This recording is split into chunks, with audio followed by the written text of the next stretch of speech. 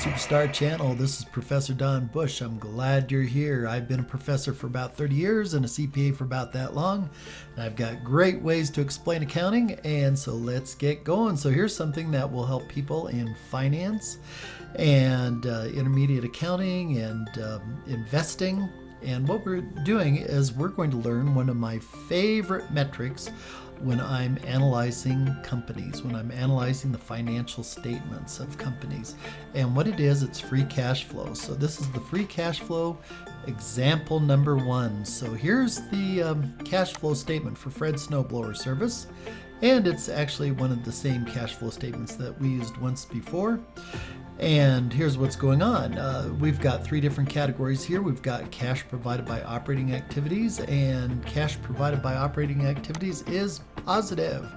$31,000 for Fred. That's a very good sign. Like to see that. And cash provided by investing activities, here's where we are buying and selling fixed assets, investing in our company. It looks like Fred is purchasing equipment for $4,000 and sold some land for $100,000. So investing is a relatively large cash flow in this example. And then here in the third category, we've got cash provided by financing activities. And this involves long-term debt, that is borrowing and paying back long-term debt, and any transactions that have to do with owners like dividends. And Fred has some dividends that he's paying out.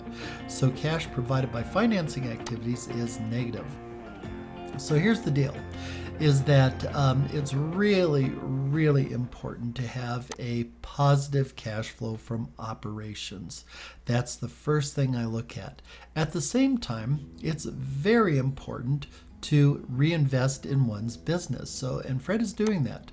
He's purchasing equipment. It's important to keep up with technology and new innovations to remain competitive.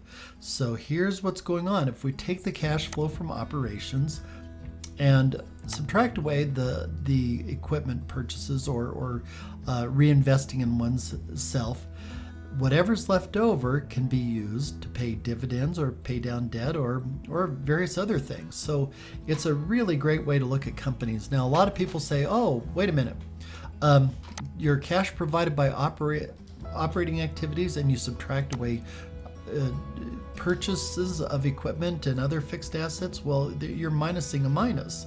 And that means you have to add. Well, that's not quite what we mean here. What we mean is we want our cash flow from operations and we want to subtract away the amount that was used to purchase equipment and other fixed assets. And whatever is left over, we could do really fun, cool things.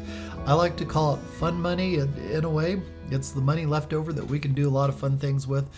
But in business, it's called free cash flow. So how's it calculated? Well, let's go down here just a little bit further. Here it is.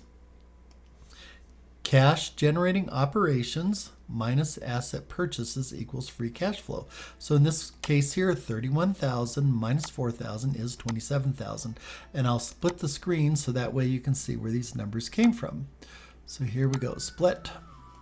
So the cash generating operations came from cash provided by operating activities.